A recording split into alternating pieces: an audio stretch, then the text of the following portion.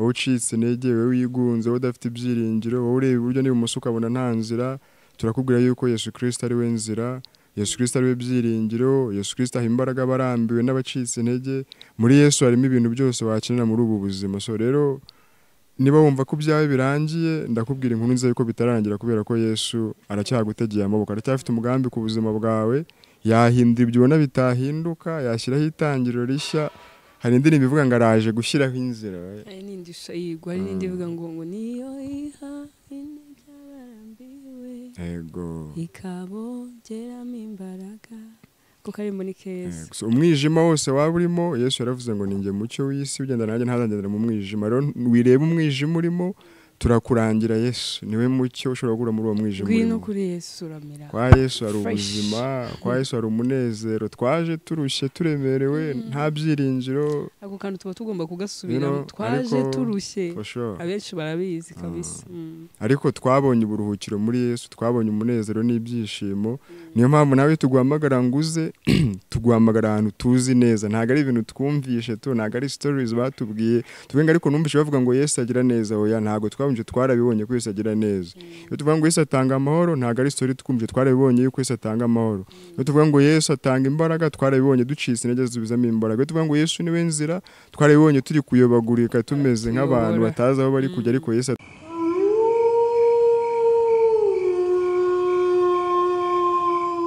Shalom shalom, nizere ko mumeze neza aho muherereye hose, amajyepfo, amajyaruguru, umujyi wa Kigali, abadukurikiye bari hanze y'u Rwanda, muri East Africa, muri Afrika ngari, mu Burayi, muri Amerika, mu bihugu byose mwaba murimo mudukurikiye, turabasuza mwese mu izina rya Yesu, twizera ko mumeze neza cyane. Nitwa Olivier Deva, n'umuhamya wa Yesu Kristo, Yesu Kristo wabambwe, Yesu Kristo wapfuye, Yesu Kristo wazutse, Yesu Kristo w'inzira n'ukuri n'ubugingo, Yesu Kristo umwami w'abami, Yesu Kristo umutware utwara abatware, Yesu Kristo byiringiro bizima, Yesu Kristo udukunda by'ukuri ntaho ryajya. Ndi kumwe na mugenzi wawe nawe nagira ngo mwakira abanza abasuhuze. Shalom shalom, muri kumwe nanjye Justine Wera, inshuti ya Yesu, ariko nanjye ngomba gushaka akantu karekare. Yesu ni umwami. Yesu ni umwami. Twizere ko mumeze neza. Wowe umeze ute? Meze neza njye, ahubwo wowe umeze ute? Meze neza, ndashima Imana. Twizere ko muri kugira ibihe byiza byo gusoza umwaka wa 2025, mwishimira kubaho k'umwami Yesu mu buzima bwanyu no mu mibereho yanyu. Nta message uri gutanga ya Noheli cyangwa message ya Noheli, umva ntabwo ari kwishima gusa. Umuntu yishima atekereza nyine ashima Imana ko yaduhaye Yesu. Maze iminsi ndi kubona post zibutsa abantu ngo ntimwibagirwe yuko Noheli ari ukubera Yesu atari ibiruhuko. Ntabwo ari ibiruhuko, uziko abantu babigize ibiruhuko. Ariko biterwa n'umuntu nyine, hari abaniraga batazi icyo Noheli ari cyo, hari n'ababizi babyirengeje ngo cyangwa ngo nukujya kureba famiye nyine, ngo ngasubira mu rugo mbaheruka kera, kwa kundi nyine abantu bagiye ibiruhuko. Noheli ifite meaning ikomeye cyane, turetse kurangazwa nyine no kureba abantu, ukabigira umwanya wawe n'Imana. Hari ikintu wakura kizima. Noheli twibutsa yuko havutse umwami wacu, umwami w'ubuzima bwacu, umwami wahahise uyu munsi n'ahazaza hacu, umwami udukunda. Noheli nyine ubundi ni umunsi wo gushima Imana. Umunsi wo gushima Imana, umva ukireka umutima wawe ugashima Imana, ukareba nyine urwo rugendo Yesu yagenze yaje ku bwawe. Umva ni ibintu bishimishije, njyewe ndawukunda. I can't wait. So twizere ko mumeze neza. Ikiganiro cyitwa Yesu mu rubyiruko, iyi ni Salvation Road TV. Ese burya twabikoze twongere ntacyo bitwaye. Yesu mu rubyiruko, hari abantu badukereza mu buzima, ariko nabo tugendana nabo. Ibintu bitaramara iminota 2 byibagiwe ute? Turongera ari cyo bitwaye raguka kora nk'ishobo wenda nk'enye. Urumva hari abantu bashobora kubimenyera bagira ngo ni ibisanzwe. So rero ikiganiro cyitwa Yesu mu rubyiruko, in Salvation Road TV, twizere ko mukomeye muri amahoro kandi umwami wacu akibarinza umerere hose mu mpande zitandukanye. Turabashimira ko mukomeje kudukurikira, kudukunda, kureba ibiganiro byacu, kutwankuraja. Imana ikomeze baho umugisha, Imana ikomeze bafashe, Imana ikomeze bashoboze, kubera ko ni igihe cyo gukorera umwami, sibyo? Cyane. Iki ni cyo gihe cyiza cyo gukorera Imana. Igihe cyawe n'uyu munsi, igihe cyacu ni munsi, kubera ko Yesu yaravuze ngo reka nkore umurimo wantumye hakiri kare. Ubugiye kwirirwa umuntu adashobora kugira gute. So rero ni byiza ko igihe cyanje ari iki, ni icyawe, ni icyawe, kubera ko hari igihe umuntu avuga ngo ejo ariko ibyejo bibara bejo cyane nizera ko ejo se urabizi ko ejo hawe atariho ejo wanjye. I know, yeah. Kubera igihe nyine niko Imana yabishatse, ubu hari uno munsi ejo ukaba udahari, so cunga sana nyine uno munsi ni uwawe. So rero amahitamo yawe uko byagenda kose nyine ugomba kuyabamo. Imana nayo yubaha amahitamo y'umuntu, icyo nyikundira cyane. Njye niho nabonye Imana ko irenze nyine amahitamo yawe arakonta cyane. Rero guhitamo kwa kabiri nuko, guhitamo kwa gatatu Imana yagushyize mu biganza byacu. Imana yahisemo kuturema, Imana yahisemo kuza kuducungura, kubana natwe. Amahitamo yacu rero ni kwihuza n'Imana. Niyo mpamvu tuzavuga ubutumwa, abandi bazabuvuga, abahanzi bazaririmba, filime zizakinwa, ibitabo bizandikwa, ariko nta muntu uzabona kuboshye ngo kujyane gukizwa. Iyo barimo babwiriza mu rugendo ngo abashaka gukizwa ni muze, nta muntu ushobora kuza goretse ngo ntago wewe urakijijwe, ntago tukuzi, haguruka tukujyane. Oya, ubwa ubitekereje utasaze urahaguruka ukavuga ati numvishe yuko ubuno ubuzima ntazabwishoboza, uno mugabo nshaka kugendana nawe. So rero amahitamo, tubayeho ubuzima bwo guhitamo. Niyo mpamvu abantu bamwe babayeho kwicuza amahitamo bakoze. Hari abantu bo nyine iyo uhisemo nabi ubaho wicuza. Bavuga ati Mana nisanze hano nte. Iyo mbimenya ntago ari ijambo umuntu avuga yishimiye amahitamo.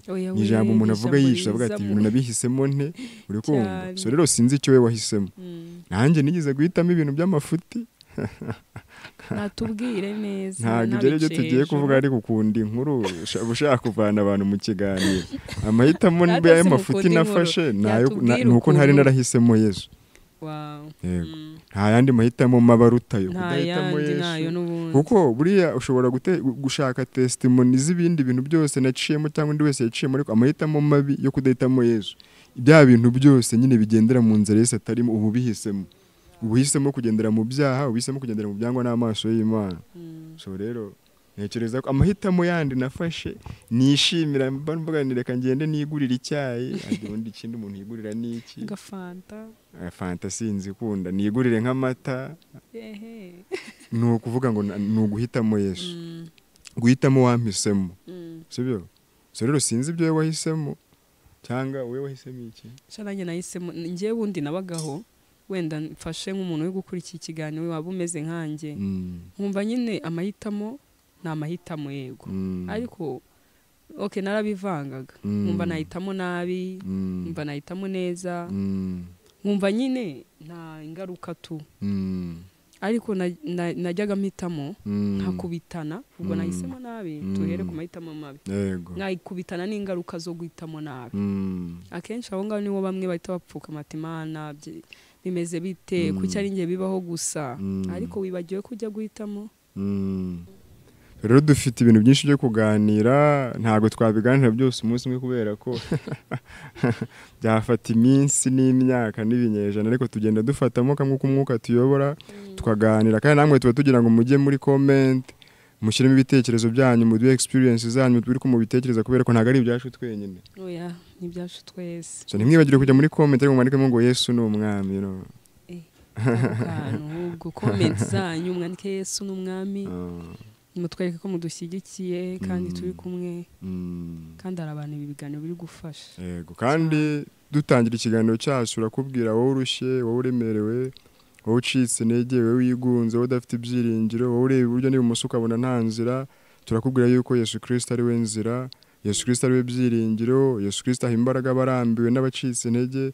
Muri Yesu harimo ibintu byose wakenera muri ubu buzima. So rero niba wumva ko byawe birangiye, ndakubwira inkuru nziza yuko bitarangira, kubera ko Yesu aracyagutegeye amaboko, aracyafite umugambi ku buzima bwawe, yahindura ibyo ubona bitahinduka, yashyiraho itangiriro rishya. Hari indirimbo ivuga ngo araje gushyiraho inzira. N'indi shayigwa, hari n'indi ivuga ngo niyo iha injyabarambiwe, yego, ikabongeramo imbaraga. Kuko ari muri keza. So umwijima wose waba urimo, Yesu yaravuze ngo ninjye mucyo w'isi, ugenda nanjye ntazangendera mu mwijima. Rero wireba umwijima urimo, turakurangira Yesu niwe mucyo ushobora gukura muri uwo mwijima ngwino kuri Yesu uramira kwa Yesu hari ubuzima kwa Yesu hari umunezero twaje turushye turemerewe nta byiringiro ako kantu tuba tugomba kugasubira twaje turushye abenshi barabizi kabisa ariko twabonye uburuhukiro muri Yesu twabonye umunezero n'ibyishimo niyo mpamvu nawe tuguhamagara nguze tuguhamagara ahantu tuzi neza ntago ari ibintu twumvishe tu ntago ari stories batubwiye tubenga ariko numvishe bavuga ngo Yesu agira neza oya ntago twabunje twarabibonye ko Yesu agira neza iyo tuvuga ngo Yesu atanga amahoro ntago ari story twumvise twarabibonye yuko Yesu atanga amahoro iyo tuvuga ngo Yesu atanga imbaraga twarabibonye ducitse intege zubizamo imbaraga iyo tuvuga ngo Yesu niwe nzira twarabibonye turi kuyobagurika tumeze nk'abantu batazi aho bari kujya ariko Yesu aduha direction so iyo tuguhamagara kwa Yesu ntago ni tuba dufite ibihamya so ngwino kwa Yesu rero kandi ntago bisaba ibintu byinshi Yesu baragukunda nawe aragusaba kumukunda yego urumva ntangiriye mu mwuka bavuga butumwa rwose komeza ariko ni sawa cyane ahantu hereye reka nanjye ngende nisanga mukomeza nayo nangiye gufashwa so urumva nekereza ko hari inkuru nyinshi ziri hanze hari intambara hari movement nyinshi ziri kugenda hanze hari abagenzi bari kwigaragambya hari ibiki nyine iyo ufunguye telefone cyangwa televiziyo cyangwa radio wumva amakuru menshi y'ibicamugongo abantu bari kwicana abantu bari kurwana divorce zabaye nyinshi abana bari kwangana n'ababyeyi bari kwangana n'abana izo nizo title z'inkuru nyine ziri hano hanze so ntago ari kenshi ufungura inkuru ngo ubone wenda ngo hari ibintu byiza biri kuba inkuru nyinshi ziri hanze nimbi ariko twebwe nk'abantu bamenye Kristo abantu dusoma ijambo ry'Imana kandi dukunda umwami hari andi makuru meza dufite hari ibindi byiringiro hari ubundi buzima hari ukundi gutabarwa so rero nutumbira izo ntambara uzagendera mu mwuka wazo ariko nutumbira Kristo uzagendera mu mbaraga ze so biterwa n'icyo ushaka twebwe icyo dufite nukubwira inkuru nziza nicyo Yesu yadusigiye yaravuze ngo tugende twamamaza inkuru nziza ku bantu bose tubwira abarushye ko gutabarwa kubone tubwira abaremerewe yuko wari wabarura tubwira bihebye ko ari ihumure tubwira abacitse intege ko wari wabaha imbaraga uwo numwe wenyine mu isi yitwa Yesu Kristo umwami w'abantu izina rye rihabwe icyubahiro amen Yesu turagukunda pe neza gira neza so umeze neza ndashima Imana umwami amfashe neza amen nawe umeze neza ndashima Imana ndakomeye ndashikamye ndacyari kwiga gukunda Yesu yego ngubu turacyari kwitoza gukorera umwami ntago turatangira ariko ikintu nkundira umwami no mu gihe turi gutangira aba hari nyine abona ko natwe ntako tutari kugira guhagarara ku ntanga akavuga iby'iherezo rero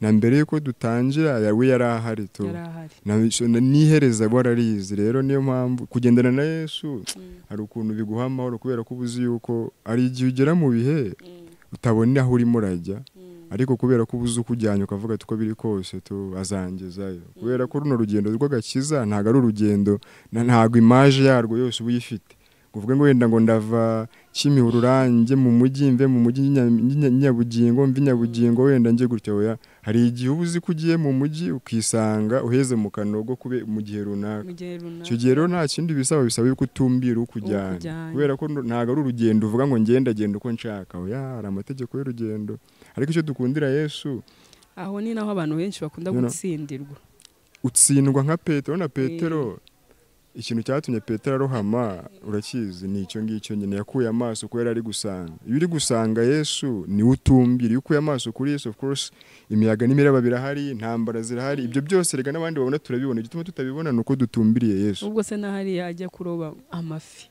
ikuntu yari arara ijoro ryose akesha afata ubusa kujya gufata ubusa nabwo yari yakuye amaboko amaso kuri Yesu amafaranga Imana ima amafaranga we yaguhe rwose yari yakuye amaso kuri Yesu so rero urugendo utumbira ukujyanye ntabwo yabikwereka byose kuko ashobora kubikwereka umva tukahita tukubura ntibazongere kumuraho nzaba umuntu wahatana ntabwo wagendana n'Imana ikomere uri umuntu wa madoado ujegajega ugomba guca nyine mu Yesu ntabwo yigize ikintu nkundira Imana ntabwo yigize vuga nyine ngo ntabwo tuzaca mu bihe bikomeye yaravuze ngo mu mazi muzacamo ariko muzanzabana namwe mu muriro muzacamo ariko nzabana namwe so aho uzaca hose jya umenya ko Yesu ari kumwe nawe aziko hano hose yavuze nta namwe horoshye muca mu mazi amazi ko yacamo biroroshye nimuca mu muriro umuriro uroroshye nimuca mu muriro ntimuzashya no mu migezi ibyo byose ntibyoroshye. Ariko Sadraka na Meshaki na Abednego bagiye mu muriro biteguye ko cyangwa gupfa, bagezemo basanga Yesu aryamyemo arimo arabategereje. Ibyo ari byo byose nugenda wizeye umwami usanga gutegereje. Ntago Daniel yari yasezeranye n'Imana imubwira ngo Daniel wowe noneho genda muri uriya mwowe ntutinye ndimo. Yaravuze turi byose niba ari intare zigomba kurya zindye tukama mbaye agenda asanga umwami yamusanga. Hari intare yo mu muryango wa Yuda yari ryamye mu ntare, yazibwira ati umuntu uje ntago aribwa ntago ari iki kamwe mumuretse. So rero biterwa n'uwo mugenda, niyo uzi uwo wizeye uba uri good, ariko utamuzi ubuhuzagura kuvuga ati nta wamenye ubuse nihiriye ngize gute. Ariko iyo uzi ko Sadraka na Meshaki baravuze ngo niyo ngo Imana twizeye basha kudukiza, ariko ngo niyo itadukiza twebwe ntago twapfamira ibirwamana byawe. Rero nawe kibazo urimo ni Imana itagukiza, komeza wizere Imana. Ikintu aho turanabuho turatsindwa. Imana tubabariye ko nyine tujya dutakaza ukwizera kandi yarasezeranye, kandi si umwana w'umuntu ngo ibeshye. Imana niyo kwizerwa mu bantu bose, ngo reka abantu bose baba babeshye, ariko Imana yitwa inyakuri. So rero Imana ni inyakuri, kuyizera nicyo kitugora. Uwo muriro wa mungane bajya kugushyira mukizera ko iri bugutange, kandi ukizera ko niyo batagutanga niyo itaba ihari, ariko ukizera ko ntacyo upfuye uyizeye. Hari umukecuru ngo story bavuze ngo yaravuze ni umumama ahubwo w'umupasiteri unazwi. Iyo story yarabyaye nyine agira ibibazo byo kubyara, noneho arabirambirwa asenga Imana ati Yesu unkorere rwose aferi nongeye kubyara nabi nyine mbazwa, kubera ko bira bintu byo kubyara uwa mbere wa kabiri bakubaga ni ibintu biba bitoroshye. Ngo rero umunsi umwe Imana mbarasenga kabisa, uwo mumama ndamukunda, abantu benshi baramuzi, arasenga Imana yambwiye ati nyine yakira ukwizera kuvuga ko nta cyuma yongera gukorwaho, ari bubyari neza, kandi ubundi ntibyari gukunda. Ngo none ajya kwa muganga baramututse, aravuga ati njye ntibambaga, ati wa mubyeyi we basanzwe bakuhobaga reka bakubage, ati wapi ndabyara neza, warasaze hari baba nakubwira nabi, urashaka kwica umwana, ntugira ubwenge, umugore w'igicucu bamubwira nabi byatari. Aravuga ati nimpfa ku musaraba bandikeho ati yapfuye azira kwizera Imana, kwizera Yesu. Urumva ariko ako kantu aranga. Ayo majwi yose ibaze kukubwira turapfa, umudokiteri mukuru hakaza undi umukurikiye, ibitaro ukabihungabanya ngo urapfa, ariko ukemera ukavuga ati ndahagarara ku kwizera Imana yavuze ko nituyiringira iri budukize, nitanankiza ntacyo ngenda. Uvuga ati n'umugore rero yabyaye neza. Amen. Urumva ubwo buhamya, ariko se mubwiye ngo nawe ntuzabikora udafite uko kwizera, biterwa nuko yagendanye n'Imana atagira umuntu uvuga ngo hari ibintu byo bakandika ngo don't try this at home. So ntuzabigerageze udafite kwizera ngo nanjye nabyumvishe. Kwizera ko umuntu niko kumwambutse. Urabona Abisirayeli bambutse inyanja itukura, abanyegiputa bagira ngo ni ahantu hasanzwe nyine kugendera hagati mu nyanja babigerageje.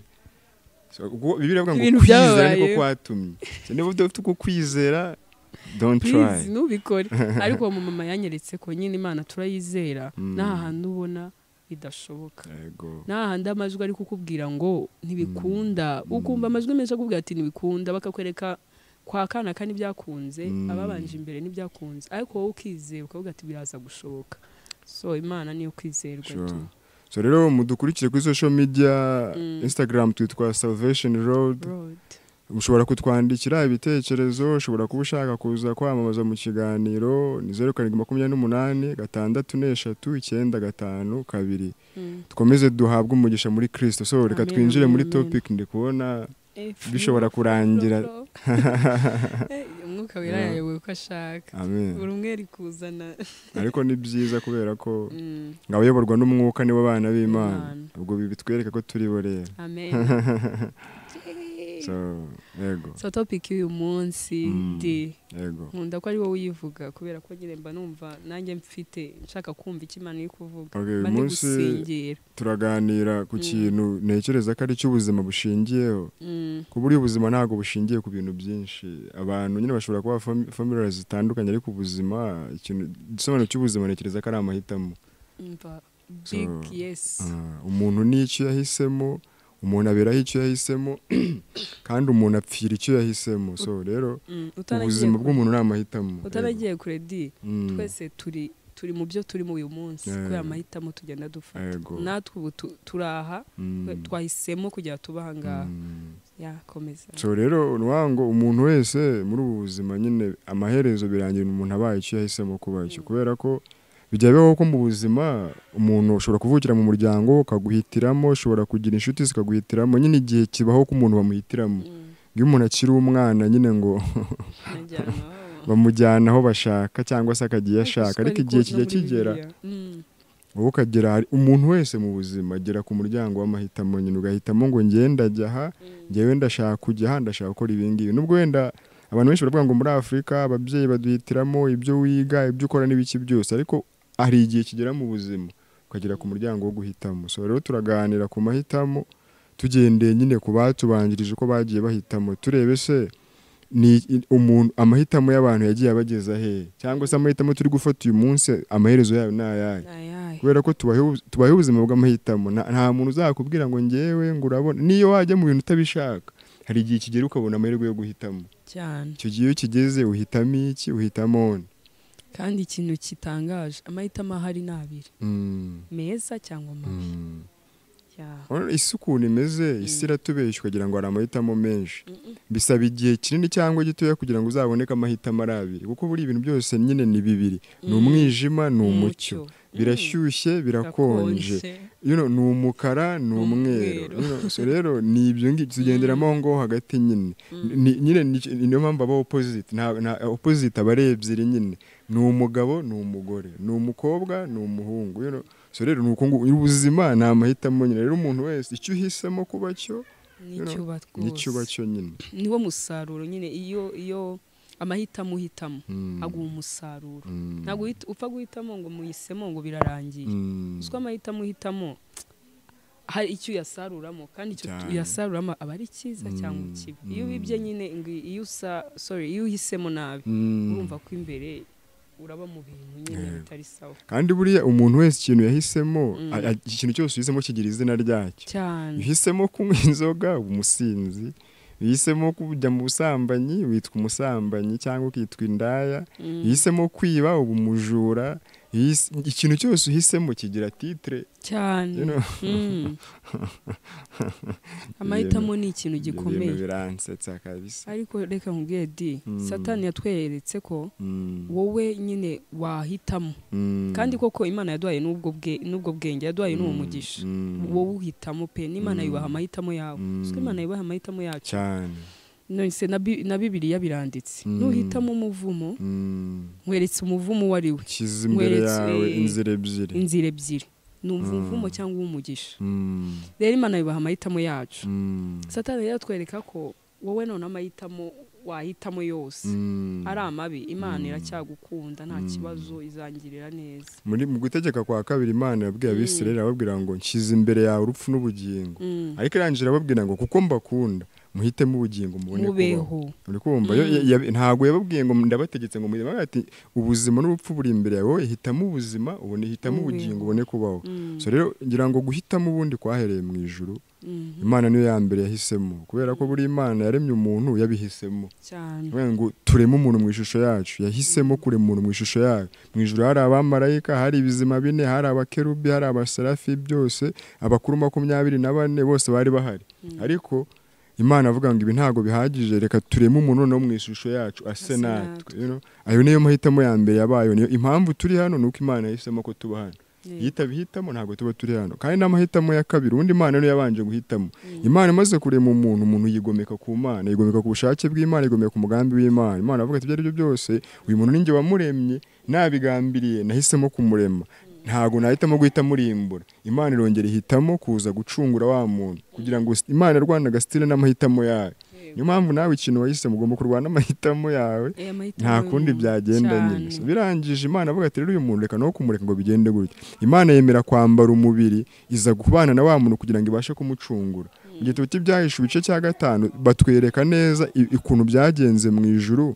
kugira ngo Imana ize kubana n'umuntu hazanywe igitabo abantu bose ngomba kukibumbura mu ijuru mu isi kuzima nta numwe wakibumbuye Yesu ahitamo ubwe niyo mpamvu Yesu niwe wahisemo kuza kuducungura niwe wabihisemo haravuga ati byose mu migani haravuga ngo umunezero wanjye ari ukubana n'abantu. Aravuga ati abantu nenezerwa no kubana nabo, reka njye no kubana nabo mu buzima, mbigisha inzira za data, mbigisha uko mu ijuru bigenda, mbigishe gukiranuka, mbane nabo bakora ibyaha sinkora ibyaha, mbane nabo batukana sintukane, mbane nabo basambana sinsambane, mbane nabo bica sinice, mbane nabo bavuga amagambo mabi sinyavuge, mbere kuko bakagombye kubaho, banyigireho. Yesu ahitamo kuza mu isi kubana natwe kandi yiteguye no gupfira twebwe. Urumva yari amahitamo ye. Niyo mpamvu igihe Yesu yabwiraga Imana ngo data iki gikombe kiri, Imana amwete Yesu byihorere wabihisemo.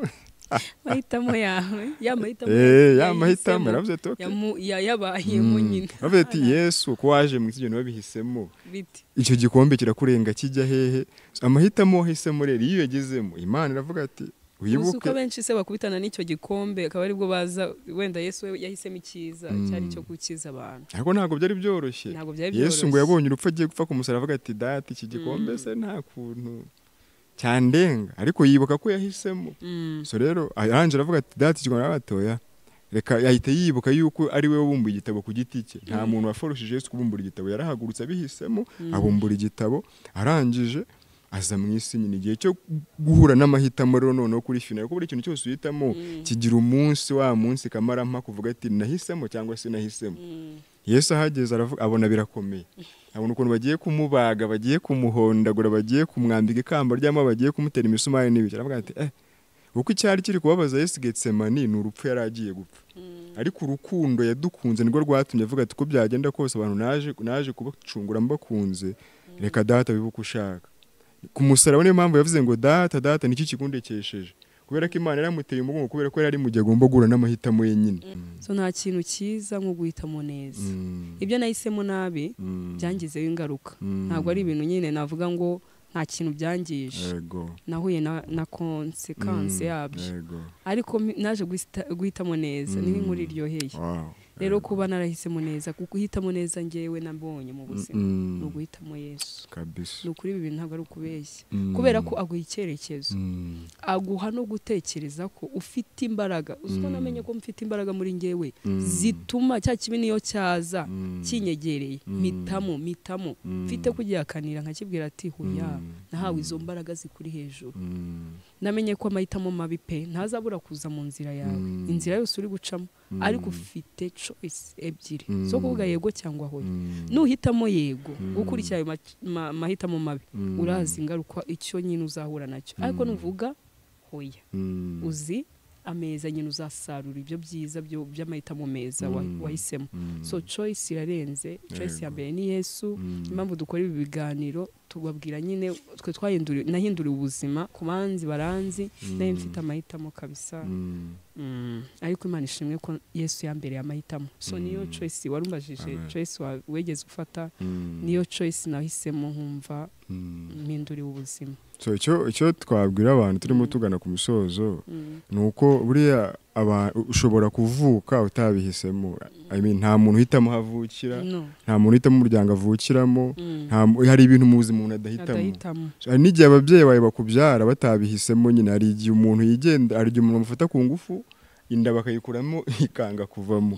Hari igihe nyine uyisanga uvukiye ahantu batanagushaka batagukunze, ariko ushobora kuvuka utunguye ababyeyi, ariko ntushobora kuvuka utunguye Imana. Niyo mpamvu ko byagenda kose, kugira ngo ubuzima bwawe bwongere gusubira ku murongo, ugomba kubuha Imana, kuko Imana nizi umugambi wayo ku buzima bwawe, nizi impamvu yakuremye, nizi impamvu. Ushobora kubaza umubyeyi wawe ngo wambyariye iki, akubwira ati simbizi uko byagenze, nabonye uvuka gutyo gusa, cyangwa akubwira ati wenda nari nasinze ndabara yinera sinzi na papa wawe, ariko Imana nayo ibizi impamvu wavutse uri ku isi. Rero itangiriro rya mbere ryo guhitamo neza no guhitamo Imana. Iyo uhisemo Imana, uhisemo umuntu waguhisemo mbere. Iyo uhisemo Imana, uhisemo guha ubuzima bwawe wabuguhaye, uzi impamvu uri mu isi.